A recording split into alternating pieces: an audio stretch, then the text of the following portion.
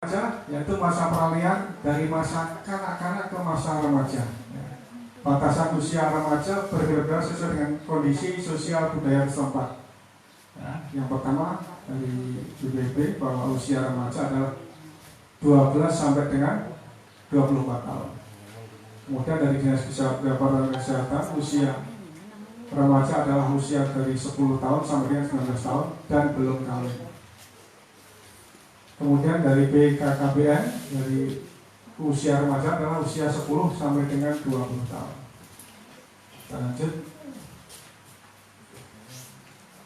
Di dalam KUHP kategori pelaku kejahatan terbagi dalam dua kelompok, yaitu dewasa dan belum dewasa atau di bawah umur. Ini pemberlakuannya nanti menyangkut upaya paksa maupun pelaksanaan hukumannya, ya. Dimana yang dimaksud belum dewasa adalah belum berumur 20 tahun kecuali sudah menikah. Jadi ada perbedaan kalau sudah menikah walaupun belum mencapai 21 tahun. Kemudian dalam nomor 23 tahun 2002 tentang perlindungan anak, bahwa anak-anak di bawah umur adalah usia 0 sampai dengan 18 tahun, termasuk anak dalam kandungan dan belum menikah.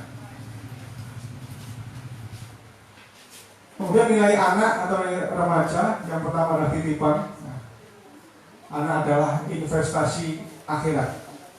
Jadi ini saya rasakan sekarang, ya, anak titipan amanah. Jadi saya rasakan sekarang, dimana saya merasakan anak ini hanya dititipkan ke kita, disuruh membesarkan, setelah besar masing-masing mencari hidupnya. Ya, saya sudah mengalami sendiri. Artinya anak saya setelah besar sekarang ya hilang dari rumah. Kita kembali lagi ke modal kita suami istri.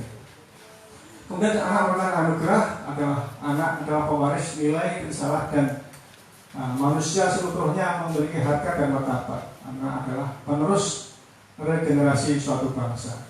Kita lanjut. Perubahan apa saja yang dialami oleh remaja?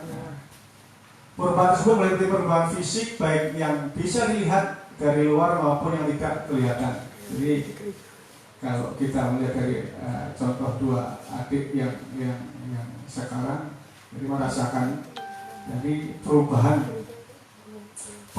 apa saja yang dialami oleh remaja.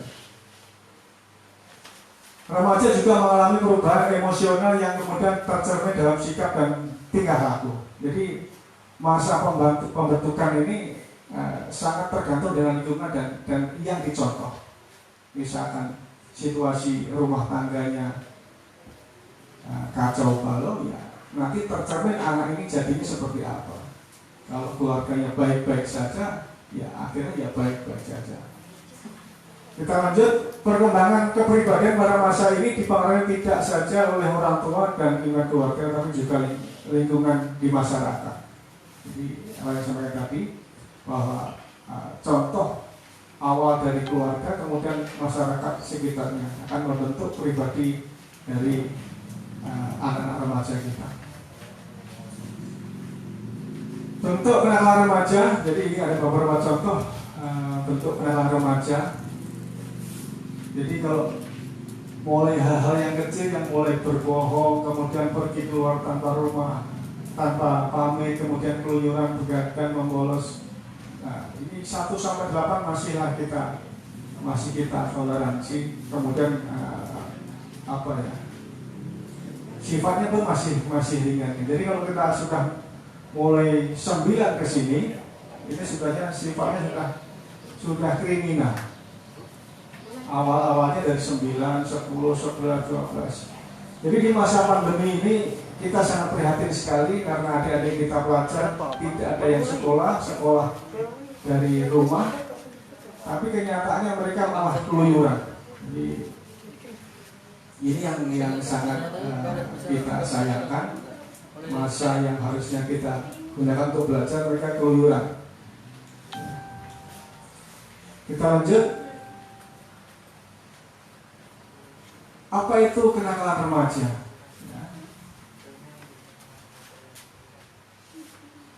Dikatakan bahwa kenakalan remaja adalah kelainan tingkah laku atau tindakan remaja yang bersifat antisosial, melanggar norma sosial, norma agama, serta ketentuan hukum yang berlaku dalam masyarakat. Nah, menurut Singgih Gumarso, ya, dari segi hukum kenakalan remaja digolongkan dalam dua kelompok, yaitu kenakalan remaja yang bersifat amoral dan sosial serta tidak diatur undang-undang sehingga tidak dapat atau sulit digolongkan sebagai pelanggaran hukum. Yang kedua, kenakalan yang bersifat melanggar hukum dengan penyelesaian sesuai dengan undang-undang dan hukum yang berlaku sama dengan perbuatan melanggar hukum bila dilakukan oleh orang dewasa. Jadi kalau dilihat grafik dari tahun ke tahun, nah, di wilayah kita ini kenakalan remaja sangat ya, naik grafiknya, terutama arahnya yang tadi, yang kita kembali sebentar, yang ke sini, Pak. Dari awal di sini karena maraknya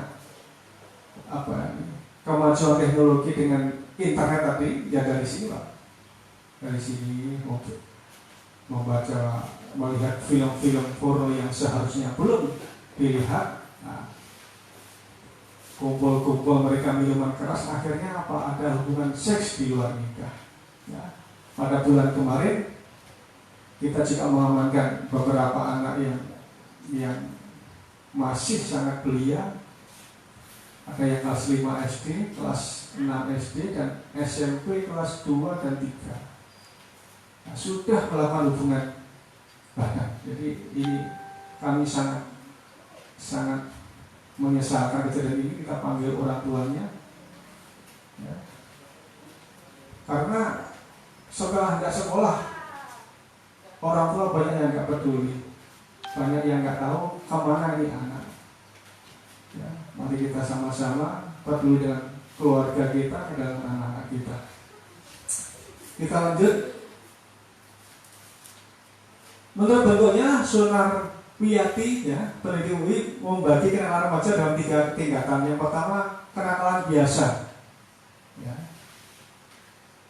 Contohnya suka berkelahi, keluyuran, membolos sekolah, dan lain-lain. Ini kenakalan yang biasa, dianggap biasa oleh Ibu Pak Sunar Wiyati. Yang kedua, kenakalan yang menjurus pelanggaran dan kejahatan, yaitu mengendarai mobil, sepeda motor tanpa SIM, mengambil barang orang tua tanpa izin orang tua, dan lain-lain. Yang ketiga, kenakalan khusus, penyalahgunaan narkoba, tawuran, hubungan seks di luar nikah, pemerkosaan, dan lain-lain. Ini yang saya sampaikan tadi. Selama pandemi ini banyak sekali, Pak, kenaikan kejadian yang diakibatkan dari penyalahgunaan narkoba di tingkat remaja, kemudian minuman keras, larinya ke arah hubungan seks di luar nikah. Ini perlu ada ketahui, mudah-mudahan ini jadi pengalaman kita semuanya, jangan sampai terjadi pada kita. Lanjut, kenakalan remaja atau pelajar yang dominan, yang pertama tawuran antar pelajar. Nah, ini wakil dari tempat kita, kalau nggak salah Pak, ya, kemarin sudah 3 kali perwakilan dari sini sudah kita panggil ke Polsek Kabar. Anehnya mereka merekam kegiatan tawurannya dengan SMA lain, kemudian disebarkan ke media sosial. Ya, kita panggil kemarin orang tuanya yang bersangkutan supaya hal tersebut tidak diulangi lagi. Kemudian penyalahgunaan narkoba, yang ketiga pelanggaran lalu lintas, yang keempat pergaulan bebas atau pornografi maupun pornografi. Kita lanjut. Potret kenakalan remaja dari hasil penelitian tentang kenakalan remaja. Katanya ini.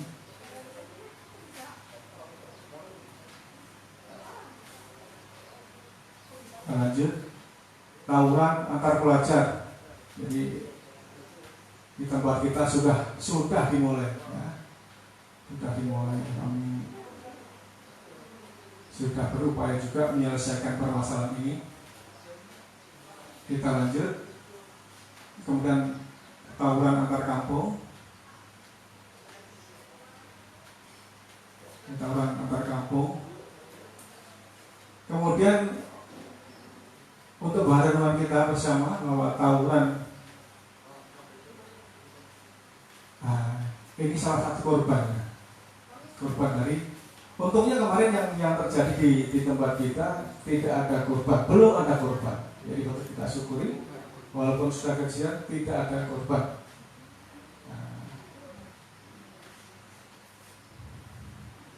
Kita lanjut ke narkoba. Apa itu narkoba? Narkoba adalah dari 3 kata. Yang pertama narkotika, ko-nya adalah psikotropika, ba-nya adalah bahan adiktif lainnya.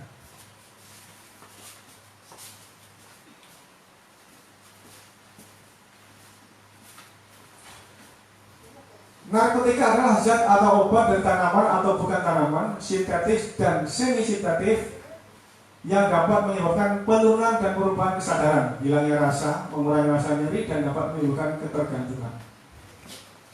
Kemudian psikotropika adalah zat atau obat baik alamiah maupun sintetis bukan narkotika yang berkhasiat psikoaktif melalui pengaruh selektif pada susunan saraf pusat yang menyebabkan perubahan khas pada aktivitas mental dan perilaku. Kemudian bahan aktif lainnya adalah arti yang lebih luas, yaitu zat aktif termasuk bahan baku pembuat narkoba, yakni prekursor. Ini contohnya minuman keras juga masuk di sini. Kita lanjut. Ciri-ciri penyalahguna narkoba. Ya. Jadi salah satu dampak dari situasi pandemi COVID ini, kalau kita melihat di lingkungan kita di Tamiang Layang ini, kita melihat makin maraknya anak-anak pang di sana. Jadi kalau kita lihat di pasar kami yang kemudian di taman-taman jalanan Saruna itu, kalau hampir tiap hari ada anak pang, mereka menyebutnya anak pang. Jadi anak-anak ini merekrut teman-teman yang tidak sekolah, direkrutnya supaya mau bergabung dengan mereka. Nah, ini ada kaitannya dengan dari ciri-cirinya narkoba. Yang pertama, perubahan fisiknya. Yang pertama adalah jalan sempoyongan, bicara pelo, ngantuk. Nah, yang ketiga terdapat tanda bekas suntikan atau sayatan di tangan, di kaki. Kemudian yang keempat terdapat suntikan korek dan kertas timah dalam kamar. Dari kamar. Kemudian perubahan sosial, suka berbohong, tidak disiplin, suka membolos, sering menyendiri, tidak mau kontak mata langsung. Artinya kalau kita tatapan nggak mau lama-lama. Perubahan jiwa atau psikologis, yang pertama adalah malas belajar, kedua mudah tersinggung, sulit berkonsentrasi, tidak suka keramaian atau minder. Yang kelima secara periodik hilang kuliah dan lain-lain. Jadi ini ciri-ciri penyalahguna narkoba.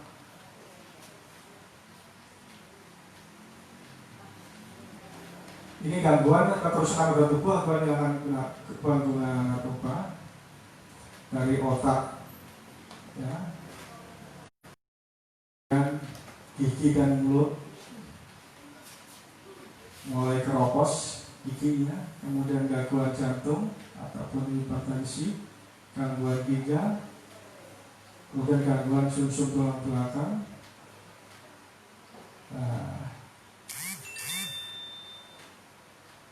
Ya.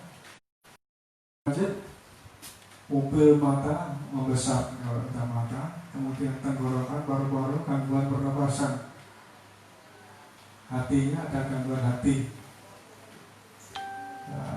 kemudian pecahnya pembuluh darah, di dalam saluran pencernaan, ini ada kanker usus, gangguan lambung, usus, gangguan potensi. Ini jenis yang betul-betul narkoba. Ya, contoh-contohnya ya, ada ganja, kemudian kokain, morfin, miras, sabu-sabu, mutau, ekstasi. Nah, di wilayah kita yang marak adalah minuman keras ini dan sabu-sabu. Kemarin dari apa barusan menangkap bandar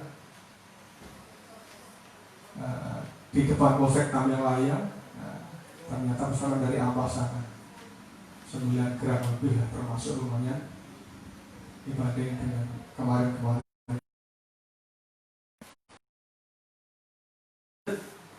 Ini dosis ekstasi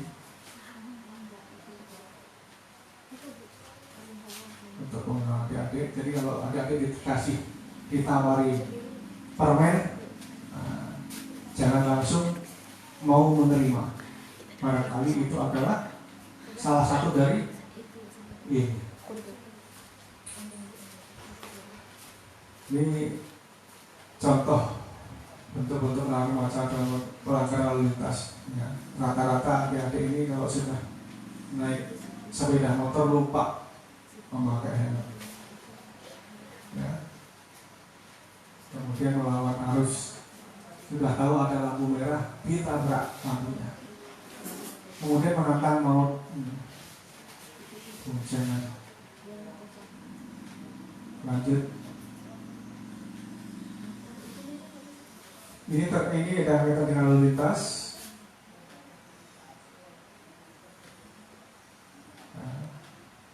Lalu lintas adalah gerak kendaraan dan orang di ruang lalu lintas. Kendaraan bermotor adalah setiap kendaraan yang digerakkan oleh peralatan mekanik berupa mesin selain kendaraan yang berjalan di atas rel.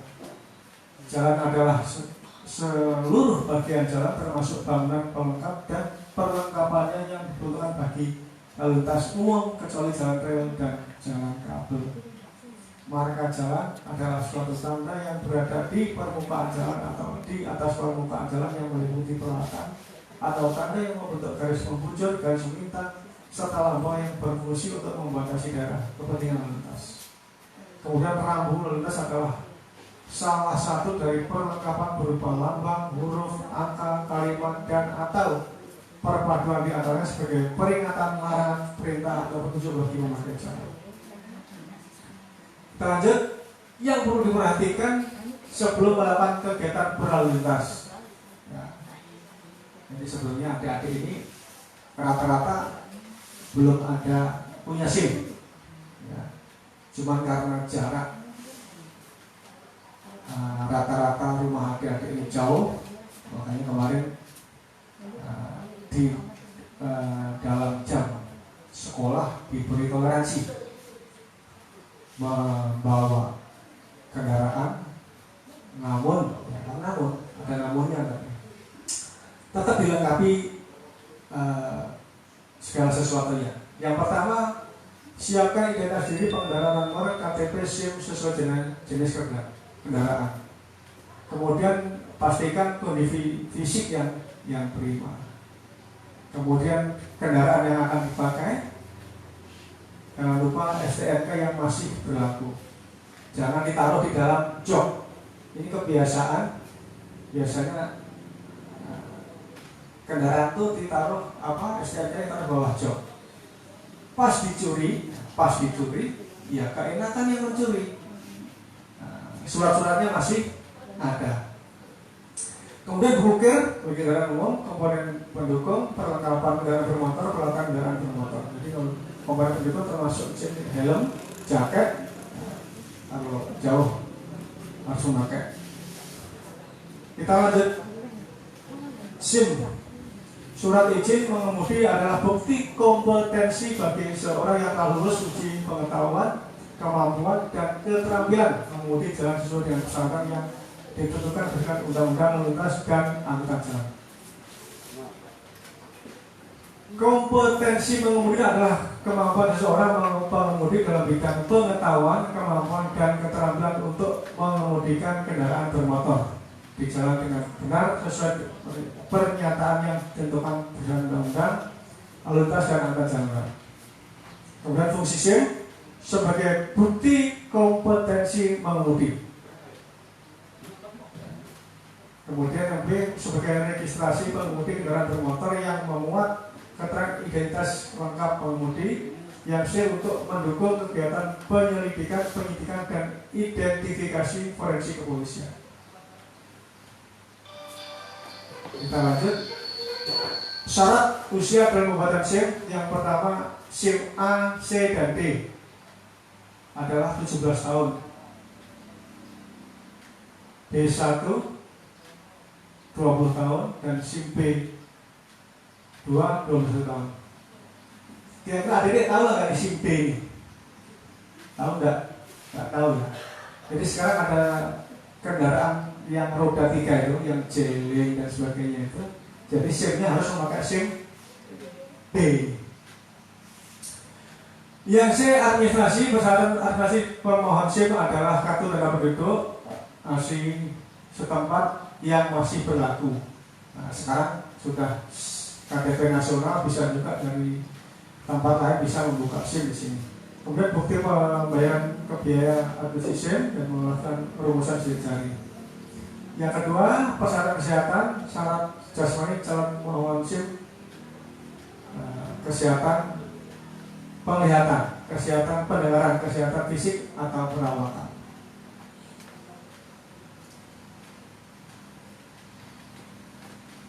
Untuk mendapatkan SIM, setiap orang wajib memenuhi persyaratan usia, administrasi, kesehatan, dan lulus ujian.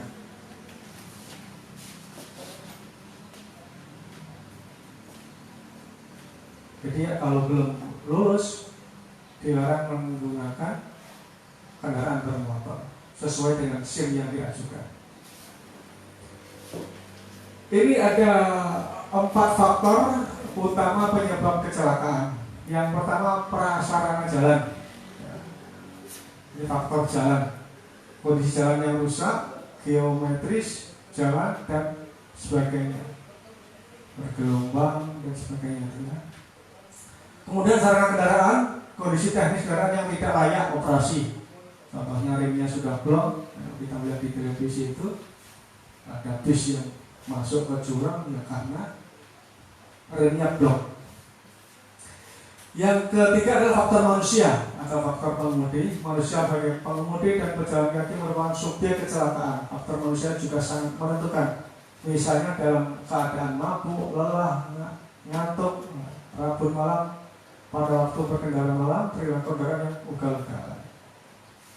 Ya. Yang keempat adalah faktor sekeliling, lingkungan atau cuaca. Berkendara di jalan raya yang dipengaruhi faktor sekelilingnya antara lain adalah kondisi sekeliling dan faktor cuaca. Misalnya pohonnya rindang atau panas tanpa ada pohon, musim hujan yang menyebabkan jalan menjadi basah dan licin.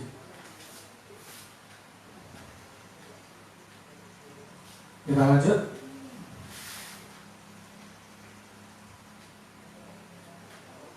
Kita lanjut ya ini. Ini ada beberapa pelanggaran lalu lintas ya. Ini yang nggak perlu contoh adik-adik. Ini niatnya sayang anak membawa anak-anaknya jalan, dan ini tidak menggunakan helm, ditaruh di belakang. Kemudian yang ini di jalan raya. Kemudian yang berikutnya ini. Depan ada, belakang ada, satu pun tidak ada yang menggunakan helm. Ini foto-foto kendaraan yang akibat kecelakaan lalu lintas. Ini foto-foto. Jadi perlu adik-adik ketahui bahwa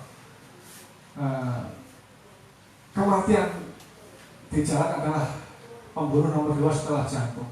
Jadi orang meninggal di jalan itu pembunuh nomor 2 setelah jantung. Lanjut. Faktor yang mempengaruhi kenakalan remaja tersebut antara lain yang pertama faktor hubungan dalam keluarga. sebagian besar perilaku kenakalan remaja berasal dari keluarga yang kurang serasi dan tidak serasi hubungan kekeluargaannya. Jadi lingkungan keluarga sangat menentukan ini anak nanti seperti apa. Kita lanjut, faktor ketaatan beragama.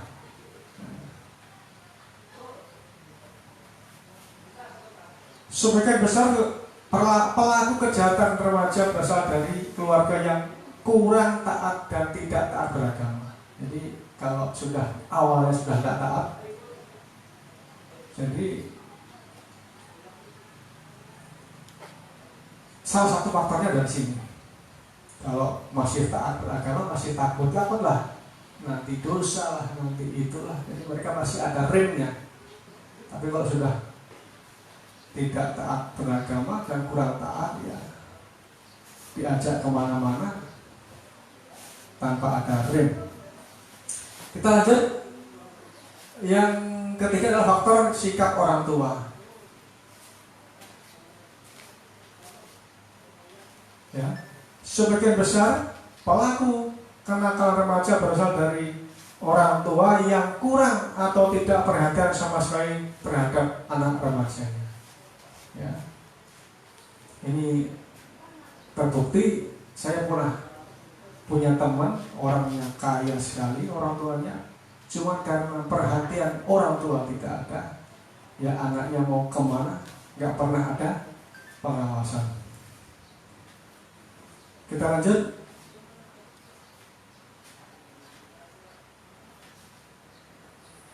Usia remaja menjadi kelompok rentan sebagai korban dan pelaku kenakalan remaja. Karena di usia tersebut masa perubahan, mereka mencari jati dirinya. Kemudian dalam mencari jati diri ada terlibat kejahatan, tawuran, prostitusi, narkoba, pencurian, tindak kekerasan dan lain-lain. Perlu mental yang kuat dan disiplin pribadi remaja.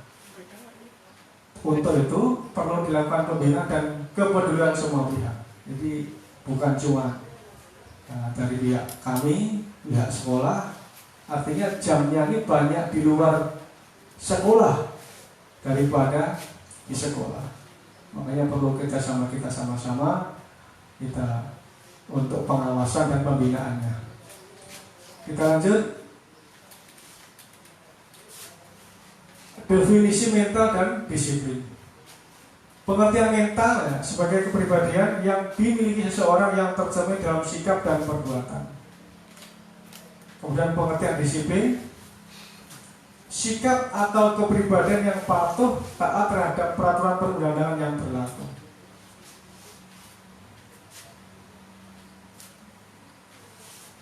Lanjut. Mengapa kenakalan remaja terjadi? Yang pertama, disiplin dan mentalnya ini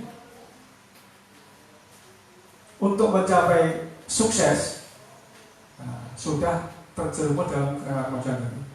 Jadi dari sini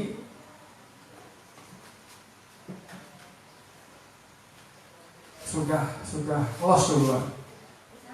Mentalnya nggak bagus, disiplinnya nggak bagus, untuk menjadi sukses tadi nggak terjadi.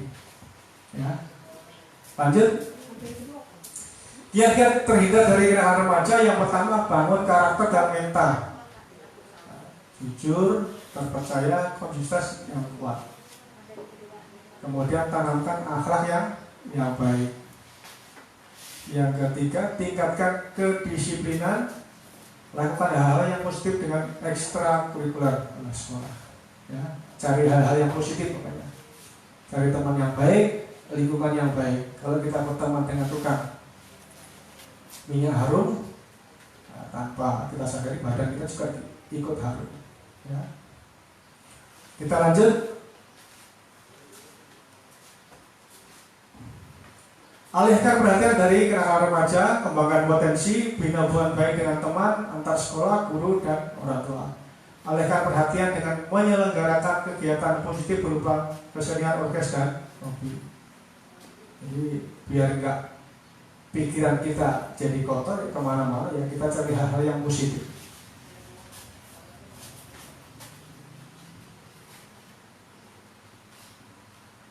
Apa peran dan sikap kita? Ya. Dari pribadi, keluarga, lingkungan, wilayah, kemudian ke nasionalnya. Yang pertama meningkatkan iman dan takwa, dinamisator, fasilitator, mediator, memperkuat ilmu pengetahuan, berprestasi secara pribadi, model yang kritis terhadap perbuatan buruk tetapi konsepsional, memperbanyak kebaikan, konsultatif dan bermanfaat serta bersifat strategis, pengembangan persaudaraan antar umat beragama dan sesama manusia, selektif memilih teman dan bergaul, siap sosialisasi dan lain-lain. Strateginya seperti apa? Menyamakan persepsi bahwa masalah kenalan remaja adalah tanggung jawab bersama, yaitu keluarga, masyarakat, alim ulama, pendidik, pemerintah, Polri dan lain-lain. Artinya remaja ini adalah tanggung jawab kita sama-sama. 3 langkah penanggulangan pelanggaran remaja yang dapat dilakukan. Yang pertama preemptif, ya. Daya tangkal. Kedua pencegahan. Yang ketiga penindakan.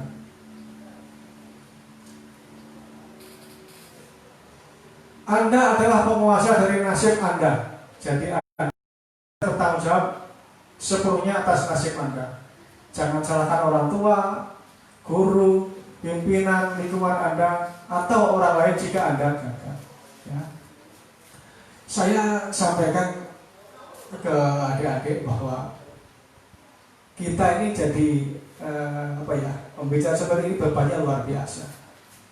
Karena saya harus mengasih contoh kepada anak saya, istri saya, lingkungan saya bahwa saya harus tiap harinya minimal berbuat baik. Jangan pernah berhenti berbuat baik. Karena kita menjadi tauladan di lingkungan kita. Ya. Sering harus sampaikan ke anak saya, kalau mau jadi setan atau mau jadi manusia mulai sekarang. Ya. Jadi kamu mau baik-baik jadi orang, ikuti aturan. Ya alhamdulillah sekarang anak saya sudah bekerja, artinya lulus SMA langsung bisa kerja. Ya. Ini pilihannya. Kemudian ini yang kedua lagi, cambuk bagi adiknya ini untuk melihat kakaknya. Oh kakak saya bisa, saya harus juga bisa. Jadi prinsipnya seperti itu. Jangan pernah mikir saya ini orang nggak punya, saya juga orang nggak punya. Ya. Kenapa saya jadi seperti ini? Karena saya nekat. Saya nekat. Ya. Keluarga saya keluarga besar, susah dulunya. Jadi ya alhamdulillah sekarang kakak saya sudah jadi orang, artinya sudah pegawai. Kakak saya perempuan saya sudah duluan. Jadi kakak saya masuk kuliah, saya batik setir. Ya. Jadi kalau adik-adik pengennya jadi tentara, polisi, modalnya adalah kuat-kuat olahraga. Ya. Di sana mental itu 80%, yang 20% adalah tenaga. Kalau tenaga sudah habis, mentalnya nggak kuat, ya ikut hancur. Jadi pendidikan kami dulu 1 tahun itu 80% yang berjalan itu adalah mentalnya. Kalau kita jalan long march itu, kalau sudah tenaga habis, kalau mental nggak kuat ya tidur di situ. Artinya mental kita yang harus kita bangun, kita kuatkan, kita kokohkan. Kita lanjut. Ilmu itu walau sedikit suatu saat pasti ada manfaatnya. Ya. Jadi apa yang saya sampaikan ini mudah-mudahan bermanfaat. Ya. Ingat-ingat kata saya tadi. Yang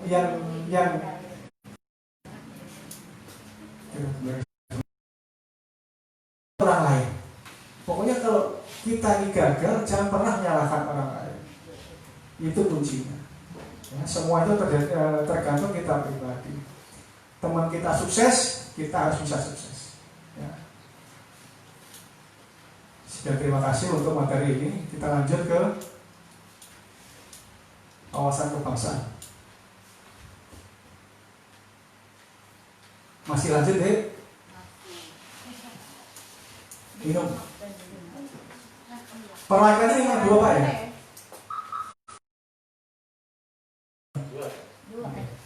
Putra-putri, mudah-mudahan itu ada potongannya cepat-cepat tuh, mudah-mudahan jadi orang. Oh enggak, nah ya. Jadi kita ini kalau sekarang zaman sudah susah, ya, zaman sudah susah. Tapi kita harus bisa ngambil kesimpulan, saya mau kemana ini harus bisa ngukur.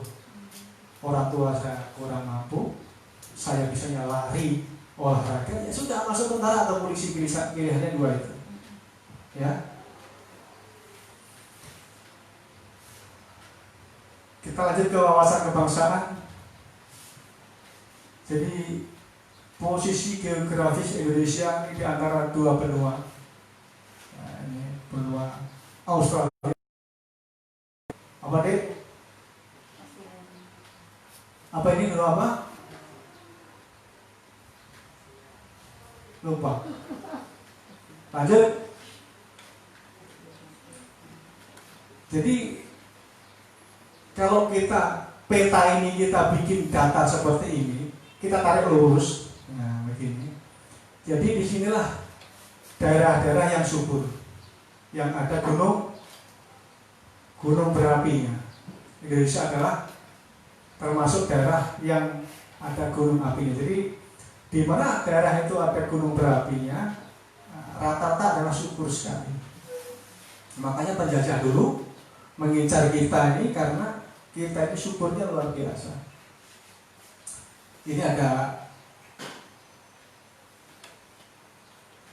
Indonesia, Vietnam, Kamboja, Laos, Myanmar, Malaysia, Filipina, Thailand, Papua Nugini.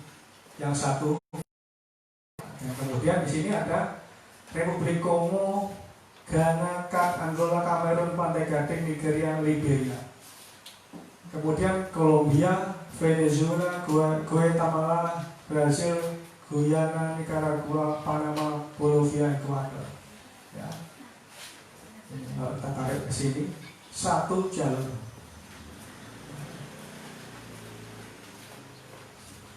Lanjut.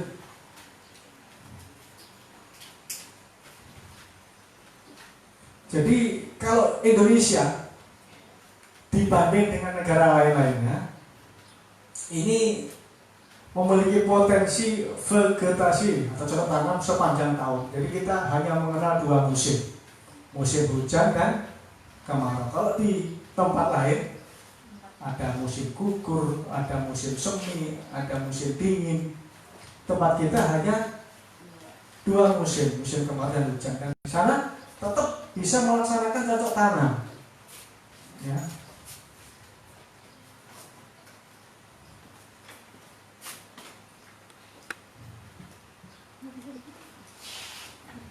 Ini Indonesia apa?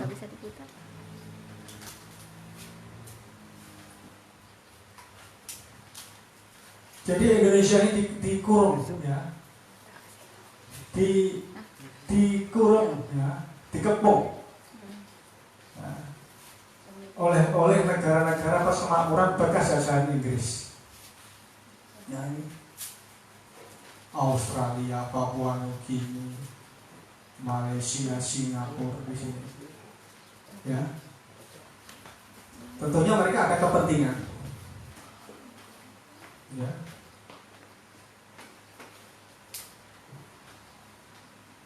Akhirnya di sini ada konflik dengan kita.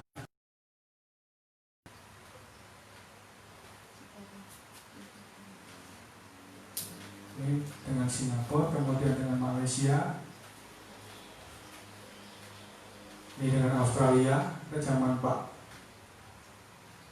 Presiden SBY kalau nggak salah, pasti ada konflik. Jadi kalau dulu, nah kita ngomong dulu, kita perang terbuka masih ada kemungkinan. Sekarang saat ini untuk perang terbuka hampir-hampir nggak ada. Makanya itu perang energi lah yang terjadi.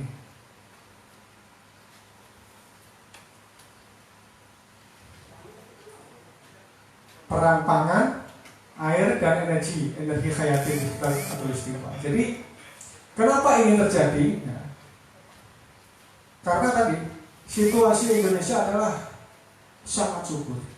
Jadi kemudian bahan bakar, sumber bahan bakar yang tidak terbaharui di daerah Saudi Arabia dan sebagainya sana, makin hari makin menipis.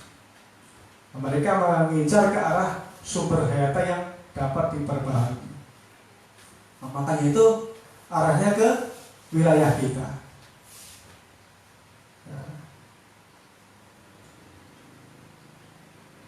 Nah, tempat konflik pangan, air dan energi. Jadi wilayah kita ini ada 3 tempat tadi, satu garis ini. Inilah yang menjadi konflik. Orang-orang Eropa ya ke sini larinya, orang-orang Amerika ya larinya ke sini. Nah, makanya di sini nggak pernah habis konfliknya. Kita lanjut.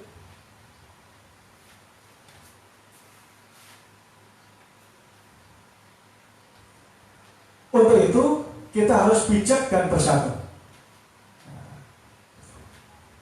Mereka menyerang kita ini, makanya kalau kita perang terbuka tidak mungkin lagi, yang diserang adalah generasi kita. Mereka hancurkan generasinya.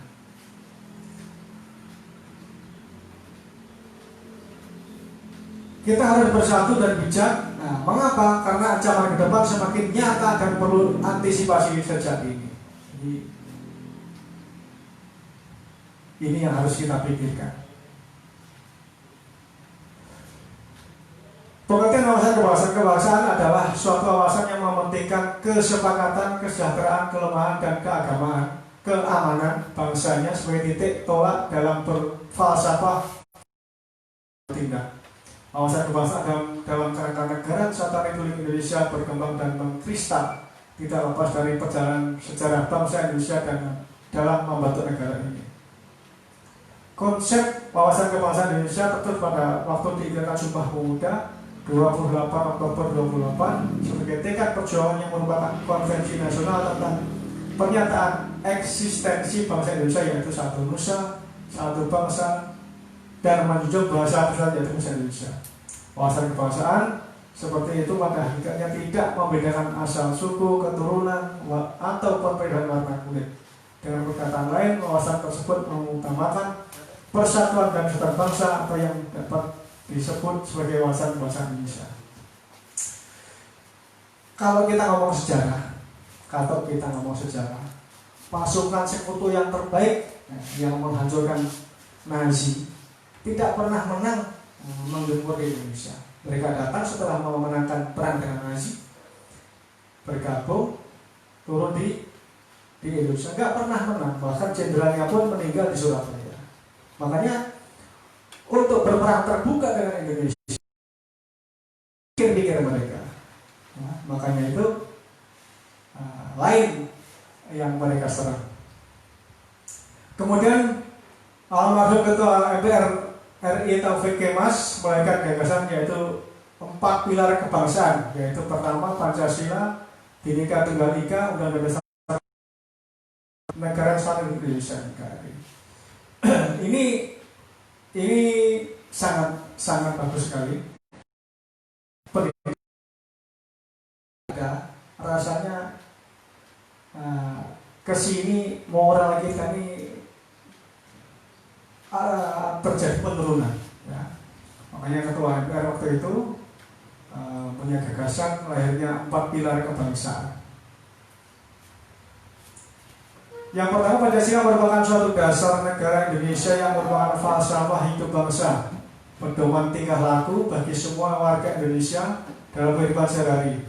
Pancasila terdiri dari 5 sila yang dari setiap sila tersebut terdapat maknanya. Pancasila merupakan suatu kata yang diambil dari bahasa kerajaan dahulu, yaitu bahasa Sanskerta, di mana Pancasila Panca adalah 5, sila adalah dasar. Semua 5 dasar tersebut semuanya mempunyai nilai-nilai kehidupan dan arti penting. Kemudian yang kedua, Undang-Undang Dasar 45 merupakan suatu hukum dasar yang tertulis yang menjadi dasar untuk mengatur atau menyelenggarakan pemerintahan suatu negara, yang di dalamnya memuat pernyataan kemerdekaan, bentuk negara dan bentuk pemerintahan, hak-hak dan kewajiban warga negara, dan kemudian sistem pemerintahan suatu negara yang diatur dan dijelaskan dalam pasal-pasal pun tercantum di Undang-Undang Dasar 45 ini. Kita lanjut. Yang ketiga adalah Bhinneka Tunggal Ika, merupakan semboyan negara kita yang mengandung makna bahwa negara Indonesia terdiri dari beraneka ragam suku, bangsa, agama, adat, bahasa, dan budaya yang berbeda-beda, tetapi merupakan satu kesatuan, yaitu bangsa Indonesia. Sehingga suatu perbedaan tersebut bukan menjadi unsur pemecah, melainkan harus menempatkan persatuan dan kesatuan bangsa di atas kepentingan pribadi atau golongan, atau dalam arti sempit berbeda-beda tetapi satu juga. Kita tahu bahwa negara Indonesia terdiri dari berbagai macam suku, budaya yang beragam warna, tapi kita harus membina persatuan dan kesatuan bangsa demi keutuhan dan keselamatan bangsa Indonesia.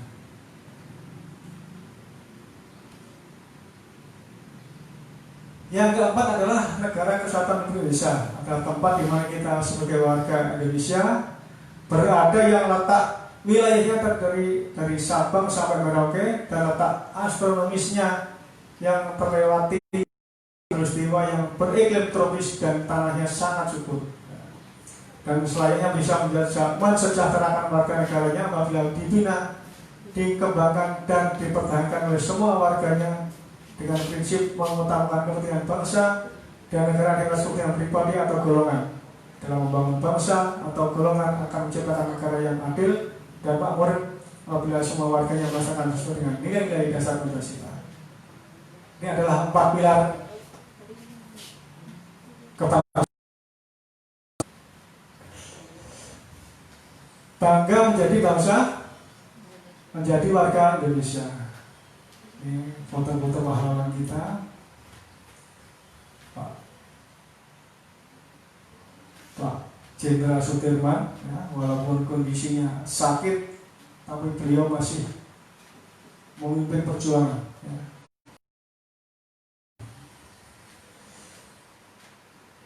Bentuk-bentuk bela negara, ya, yang pertama adalah bangga menjadi warga negara Indonesia. Banyak orang luar negeri yang ingin jadi warga Indonesia susah. Ya. Kita yang sudah menjadi warga Indonesia harus bangga. Yang kedua, perang mempertahankan kedaulatan negara Indonesia. Ini kalau situasi darurat, bentuknya perang. Kemudian situasi damai, ya, upacara bendera memperingati hari-hari bersejarah. Artinya kita jasa para pahlawan kita melalui upacara bendera ini. Kemudian menggunakan produk dalam negeri.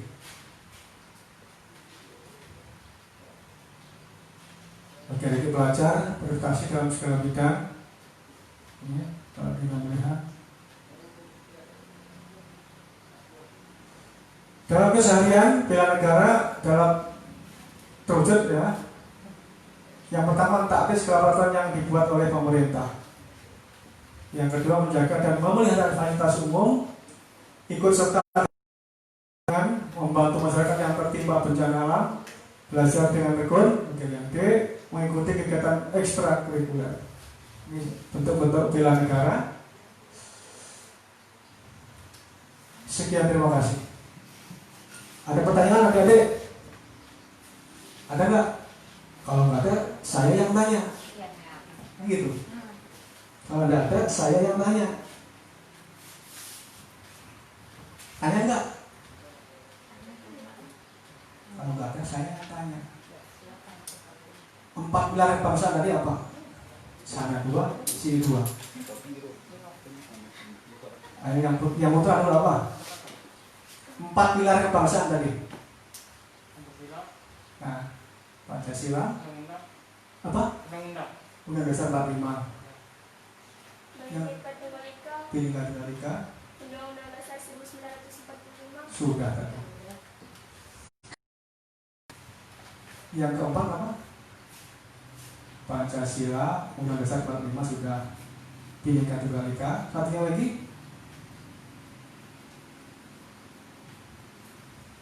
lupa. Padahal baru saja. Negara Kesatuan Republik Indonesia. Ya.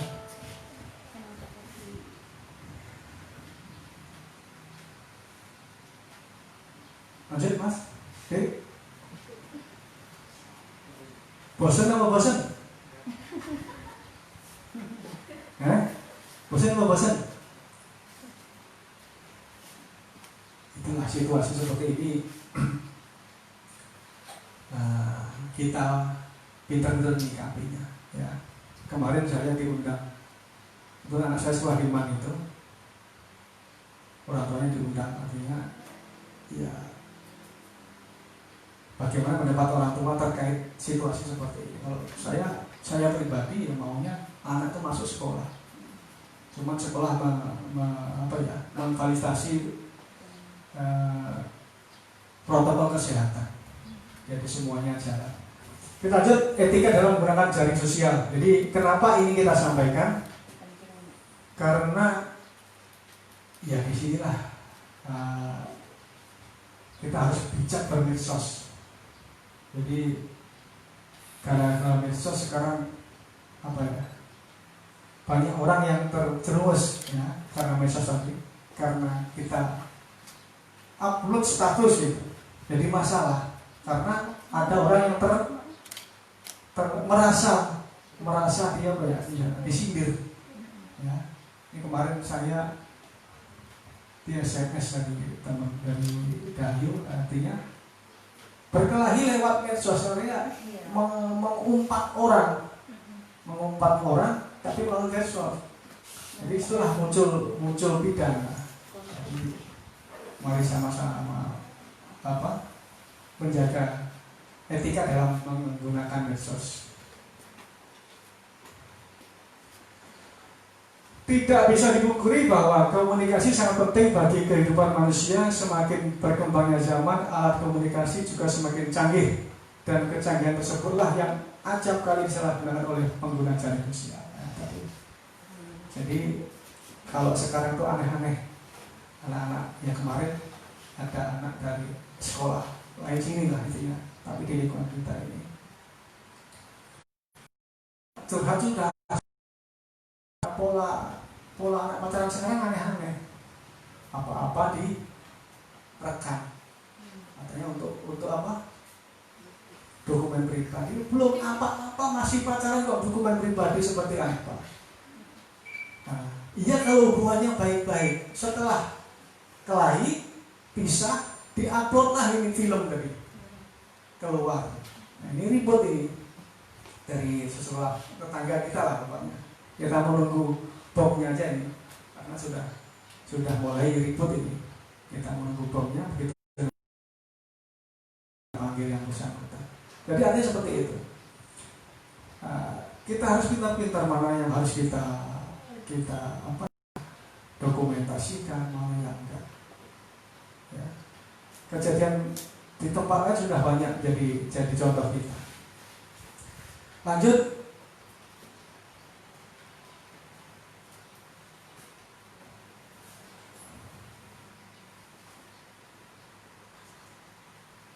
Jejaring sosial selain digunakan sebagai sarana untuk berkomunikasi dan penyampaian informasi secara cepat, juga digunakan sebagai sarana tindakan kriminal. Nah, waktu piket ya sudah ada kalau nggak salah 7 laporan terkait jejaring sosial ini. Jadi ada penipuan lewat online sekarang.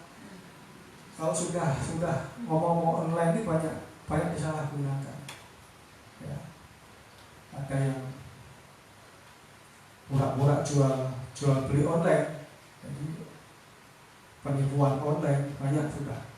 Bahkan prostitusi pun sekarang online. Jadi kemajuan zaman ini yang disalahgunakan. Ada salah, jadi rata-rata adalah penipuan yang online. Jadi Kita harus pintar-pintar di sana. Ada penawaran harga. Harga ini kalau sudah di luar yang ada di umumnya, jangan mudah tergiur. Apa gitu? Kalau di pasaran sekian harga 5 juta, kalau ditawarkan di sana 2 juta atau separuhnya lebih, ya sudah di situ sudah yakin aja. Alasannya mereka apa? Cuci gudang. Ya. Kirim uang set, katanya DP-nya 2 juta. Begitu dikirim ya langsung di-lock, hilang dari peredaran. Tapi masih aktif di tempat lain, dia nggak bisa masuk di akun itu. Ya. Terakhir kemarin yang paling besar 19 juta. Ada yang 800, ada yang 700, ada yang 800. Kemudian paling besar 19 juta. Ya, zaman sekarang 12 juta lumayan loh. Susah tanya dulu. Bagaimana cara untuk mengantisipasi tindakan yang negatif tersebut?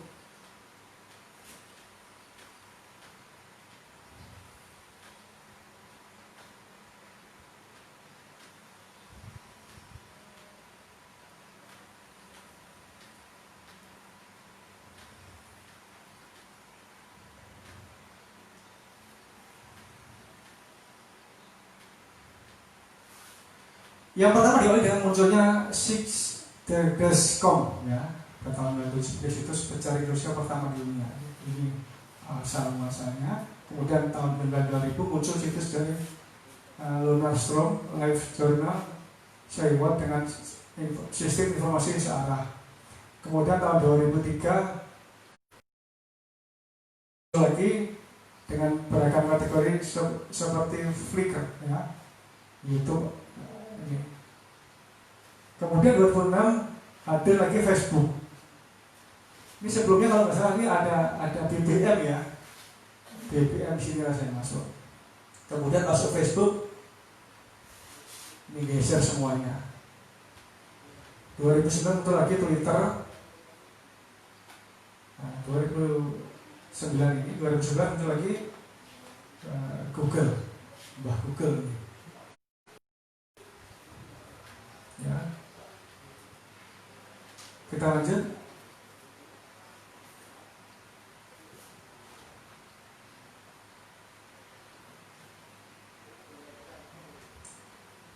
Apa itu jejaring sosial? Menurut Wikipedia, jejaring sosial adalah suatu struktur sosial yang dibentuk dari simbol-simbol ya, yang pada umumnya adalah individu atau organisasi yang dijalin dengan satu atau lebih grup lah ya. Grup.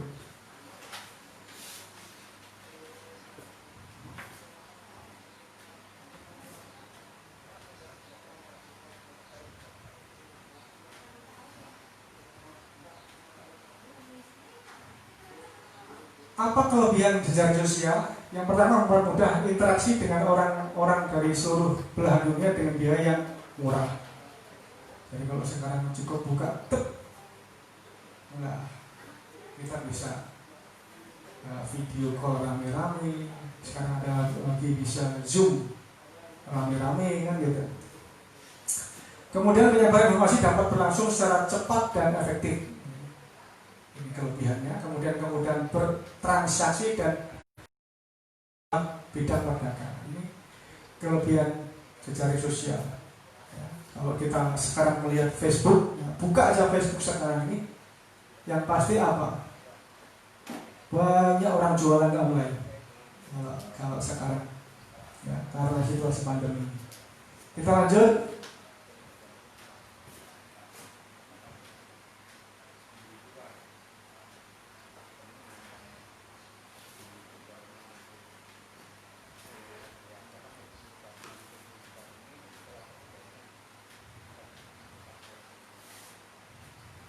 Ya, kelemahan jejaring sosial. Ya, yang pertama, kemunculan jejaring sosial menyebabkan interaksi interpersonal secara tatap muka cenderung menurun. Orang lebih memilih jejaring sosial karena lebih praktis dibanding dengan bertemu secara langsung. Ya, ini sekarang untuk bertemu tuh ya kelemahannya ini ya cukup telepon. Jadi untuk ketemu langsung sekarang menurun. Yang kedua, jejaring sosial membuat anak muda tidak dapat mengakses kadar yang berlebihan. Secara tidak langsung, jejaring sosial membawa dampak negatif seperti kecanduan yang berlebihan. Ya. Yang ketiga, sebagai media untuk penyebaran pornografi, ini yang saya sampaikan tadi. Jadi ini yang tidak bisa dibendung sama sekali. Susah sekali. Di blog kesini lari ke sini, di blog kesini lari ke sini. Kemudian media perjudian. Yang kelima, sebagai predator untuk melakukan kejahatan. Jati diri seseorang di dalam jejaring sosial acapkali tidak diketahui apakah sungguhan atau tidak. Nah, kadang-kadang akun kita di-hack orang kemudian untuk dipakai untuk melakukan kejahatan. Ini yang dimaksud yang kelima. Yang keenam, dengan sikap yang terbuka, para penjahat mampu mendeteksi adanya transaksi yang menggunakan kartu kredit online dan mencatat kode kartu yang digunakan. Untuk selanjutnya mereka menggunakan data yang mereka dapatkan untuk kepentingan kejahatan mereka. Nah, contohnya penipuan yang melalui kartu ATM. Ya, kadang-kadang kita di setengahnya kayak dihipnotis, cuman kalau dituruti akhirnya pin kita ini terbuka dengan dirinya, dan baru sadar setelah uang yang ada di ATM ini terkuras. Jadi ini kelemahan penggunaan jejaring sosial. Lanjut.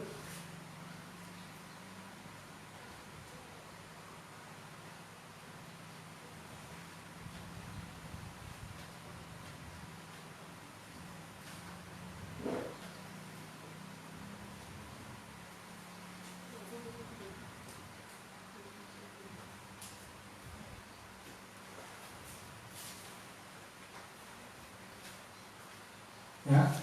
Pemecahan masalahnya yang pertama, jangan pernah mengupdate status dengan kata-kata kasar. Jangan orang aneh kalau sedikit update status, ini penyakit. Yang kedua, batasi membagi seputar kehidupan pribadi, terlebih yang sangat pribadi atau sensitif. Nah, jangan pernah ya apa-apa sedikit kali sama pacarnya update status di luar, akhirnya orang yang nggak tahu akhirnya jadi tahu. Ya. Yang ketiga, jangan memasukkan orang ke dalam grup tertentu tanpa permintaan dari orang itu sendiri. Yang keempat, jangan mengejek, mengelola atau menghina orang lain. Jejaring sosial bukan media untuk pelampiasan keresahan kepada orang lain. Biasanya ribut di sini, ibu-ibu di sini biasanya ribut. Ya. Jangan pernah mengupload foto yang tidak pantas. Hati-hati jika check in place dan mengupdate sedang di mana kita berada. Tidak berbicara dan membagi konten yang memiliki unsur sara. Menggunakan bahasa Indonesia yang baik dan benar. Buatlah nama akun yang mudah diingat orang lain. Jangan sembarangan chatting dengan orang asing atau tidak dikenal. Kadang-kadang yang sering yang terakhir ini sok kenal sok dekat. Nah, saya pribadi pernah, jadi kondisi kita nggak fit, baru lepas dinas tidur atau capek, sekitar jam 11 siang sampai 12 itu saya ditelepon sama orang. Saya ke atas, saya telepon balik. Lek, katanya, gimana? Saya di rumah. Cuman saya nggak apa ya, rasa kayak dihipnotis itu. Saya mau ke rumah. Ya, dari rumah. Dari mana? Dari rumah saya ini. Teman saya itu orang TW sana, dinas di Polres TW. Begitu 5 menit berikutnya kok sudah nelpon, saya sudah diampah. Rasanya sudah, dari situ sudah saya, baru sadar. Ini saya mau kena tipu. Benar, sekitar 5 menit saya diampah, saya di pom bensin, ini saya dapat duit. Ini katanya. Mau diapain duit ini? Mancingnya di situ saya. Mau diapain? Bilangnya. Tapi saya ditahan satpam ini. Waktu itu saya belum curiga. Saya bilang satpam itu semuanya kenal dengan saya. Bilang ke teman saya, kalau ini dapat uang dia kasihkan ke satpam, biar satpam yang meneruskan ke kantor polisi. Dari situlah ujung-ujungnya dia mau minta uang ke saya. Lain adalah uang juga berapa? Nah, situ saya bilang, oh ini sudah penipuan. Jadi artinya kalau dengan orang yang belum kena, nggak usah terlalu ditangkap. Kita lanjut.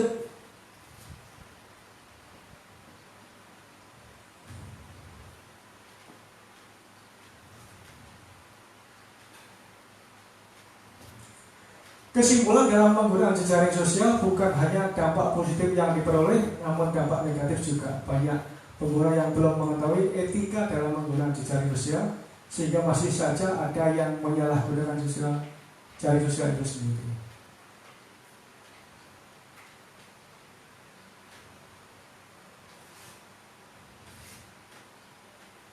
Sekian dan terima kasih.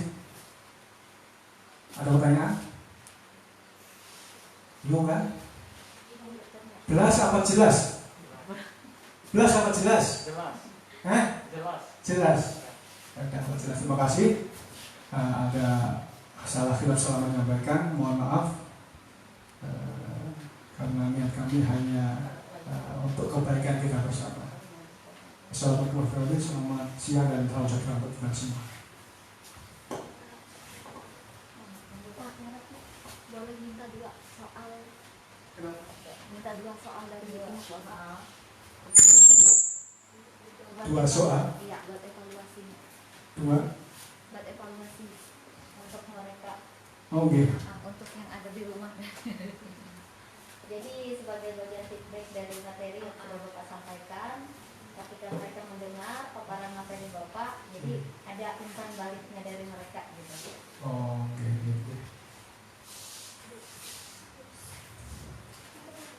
Dua soal saja ya? 2 atau 3 mungkin satu-satu ke materi boleh juga.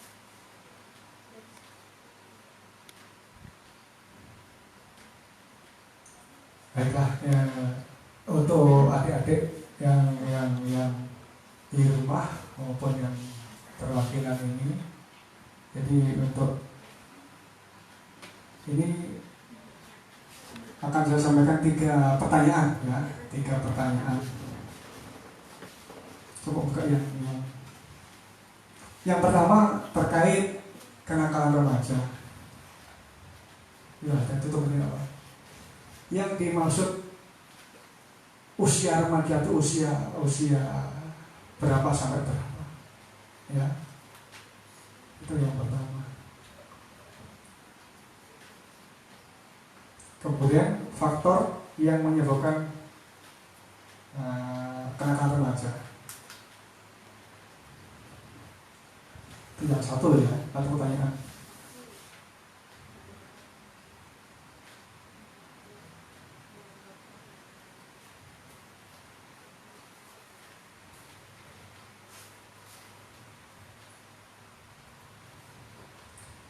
Yang nomor 2 terkait wawasan kebangsaan. Jadi kalau sebutkan 4 pilar dari 4 pilar kebangsaan.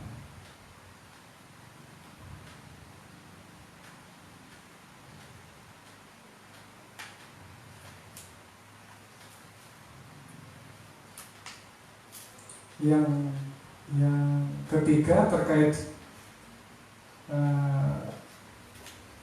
medsos, bijak dalam bermedsos. Pertanyaannya sebutkan 3 kelemahan dan kelebihan menggunakan jejaring media sosial.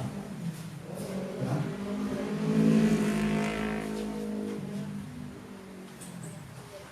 Tiga saja, kan banyak tadi kita sampaikan. Kelebihannya 3 saja, kelemahannya apa saja? Kelemahan dan kelebihan.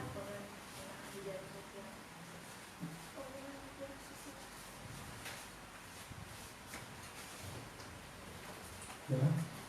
Silahkan dijawab nanti dikirim ke sekolah. Ya, sekolah. Terima kasih waktunya. Tadi katanya Assalamualaikum warahmatullahi wabarakatuh. Kita kembalikan ke pembahasan.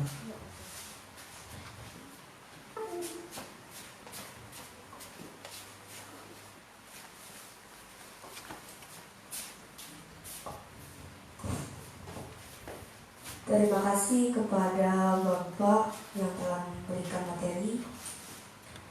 Demikian serangkaian acara MPLS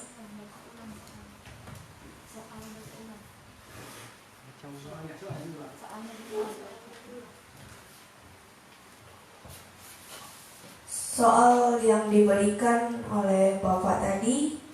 Yang pertama, yang dimaksud usia remaja itu usia berapa? Dan faktor yang menyebabkan kenakalan remaja. Yang kedua, sebutkan 4 pilar kebangsaan. Nomor yang ketiga, sebutkan 3 kelemahan dan kelebihan dalam penggunaan jejaring sosial.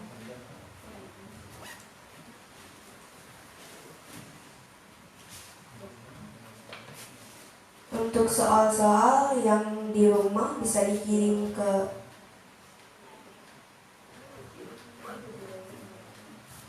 link yang sudah diberikan, dan yang di sekolah bisa dikumpulkan hari Rabu.